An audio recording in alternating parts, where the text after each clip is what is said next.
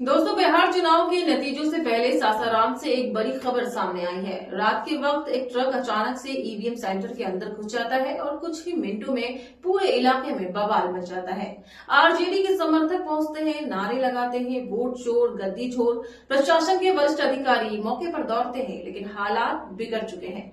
RJD का ये आरोप है कि ये ट्रक ईवीएम से भरा हुआ था और बिना किसी सूचना के मतगणना केंद्र में घुस गया। उनका ये कहना है कि रात करीब 2 बजे से सीसीटीवी कैमरों की फीड बंद थी।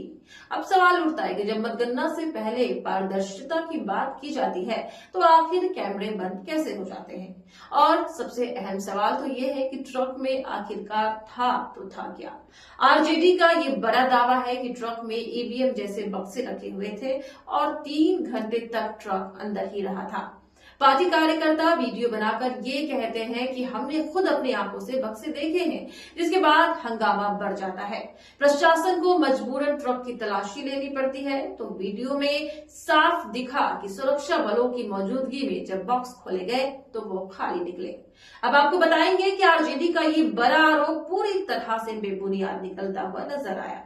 तो वहीं प्रशासन ने ये सफाई दी कि ये सिर्फ खाली बॉक्स थे, जिन्हें आगे की मतगणना या फिर ईवीएम के रखरखाव के लिए लाया गया था। लेकिन आरजेडी अभी भी मानने को तैयार नहीं है कि इन बॉक्सों से अदला बदली नहीं की गई है। उनका कहना है कि 3 घंटे तक ट्रक अंदर रहा, हो सकता है बॉक्स पहले ही खाली कर दिए गए हो। तो वहीं आरजेडी की प्रवक्ता प्रियंका भारती ने भी चुनाव आयोग पर सवाल उठा दिए हैं और कह दिया है कि ट्रक चालकों को सामने क्यों नहीं लाया गया, सीसीटीवी फुटेज क्यों बंद किया गया था और चुनाव आयोग अभी तक चुप क्यों है। इसलिए अब सिर्फ सासाराम ही नहीं, भागलपुर और मुजफ्फरपुर से भी शिकायतें आने लगी है कि मतगणना केंद्रों के कैमरे बंद पड़े हैं, फीड गायब की गई है और अधिकारी कोई जवाब नहीं दे रहे। आरजेडी का ये बड़ा आरोप है कि प्रधानमंत्री मोदी और गृह मंत्री अमित शाह का ध्यान देश की सुरक्षा से हटकर बिहार चुनाव में धांधली करवाने पर है। उनका ये कहना है कि कैमरे जानबूझकर बंद कर दिए जाते हैं ताकि गड़बड़ी छिपाई जा सके। आपको बता दें कि पिछले दिनों भी इस तरह के खूब वीडियो सामने आए थे और इसलिए अब सवाल यह है कि आखिरकार इन वीडियोस का सच क्या है। अगर ट्रक खाली था तो इतनी देर तक क्यों था, सेंटर के अंदर क्या कर रहा था और अगर कैमरे तकनीकी कारणों से बंद हुए तो उन्हें तुरंत ठीक क्यों नहीं किया गया। ये सवाल चुनाव आयोग से जवाब मांग रहे हैं, क्योंकि मामला अब सिर्फ एक ट्रक या फिर कुछ कैमरों का नहीं है, ये लोकतंत्र की साख का सवाल बन चुका है। और हर बार जब कोई वाहन स्ट्रांग रूम के अंदर जाता है या फिर कैमरा बंद हो जाता है तो जनता के मन में एक ही डर उठता है कि क्या वोट चोरी हो रही है। क्या सचमुच चुनाव आयोग अपनी आंखें मूंद कर बैठा है। चुनाव आयोग को चाहिए कि वो खुद सामने आए, सच्चाई साफ करे और जनता पर भरोसा कायम रखे, क्योंकि अगर लोकतंत्र की नींव पर शक पैदा हुआ तो हार किसी पार्टी की नहीं बल्कि जनता के विश्वास की होगी।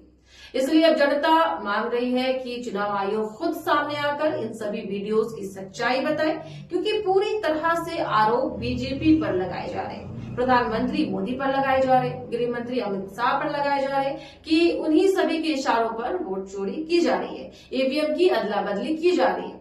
लोग तो ये कह रहे हैं कि चुनाव आयोग की नाक के नीचे से इस तरह के वोटों की अदला बदली हुई है, यानी कि ईवीएम की अदला बदली चुनाव आयोग की नाक के नीचे से हुई है। बहरहाल इन सभी पर आपकी क्या राय है, आपको क्या लगता है, क्या सचमुच चुनाव आयोग भिन्न वोट चोरी में उतना ही भागीदार है जितना कि सत्ता पक्ष भागीदार है।